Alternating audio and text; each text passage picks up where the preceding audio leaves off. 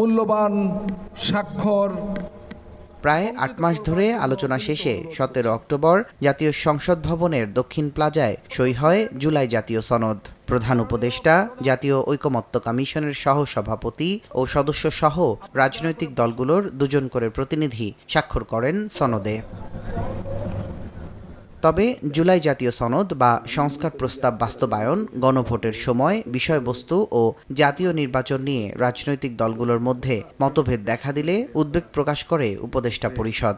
পরে রাজনৈতিক দলগুলোকে উদ্যোগী হয়ে নিজেদের মধ্যে আলাপ আলোচনা করে সম্ভাব্য দ্রুততম সময়ে অন্তর্বর্তী সরকারকে ঐক্যবদ্ধ দিক নির্দেশনা দেওয়ার জন্য ১ সপ্তাহের সময় বেঁধে দেয়া হয়। সরকারের পক্ষ থেকে জানানো হয় ১ সপ্তাহের মধ্যে রাজনৈতিক দলগুলো ঐকমত্যে পৌঁছাতে না পারলে নিজের মতো করে সিদ্ধান্ত নেবে সরকার।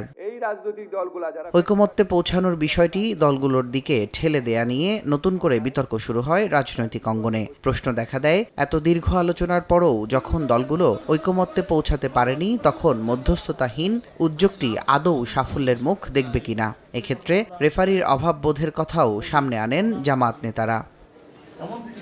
প্রাণ সসের মাখামাখি টেস্ট নুডলসকে করে তোলে আরো ইয়ামি আরো জোস। প্রাণ সস, সসের বস।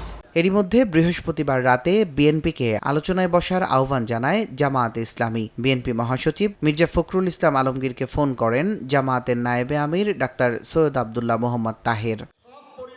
তবে জামায়াতের সঙ্গে আলোচনায় বসার বিষয়ে এখনও কোনো সিদ্ধান্ত জানায়নি বিএনপি। দলীয় ফোরামে আলোচনার পর বিষয়টি নিয়ে সিদ্ধান্ত জানাবে দলটি। তুষার আহমেদ ইমন, সময় সংবাদ, ঢাকা।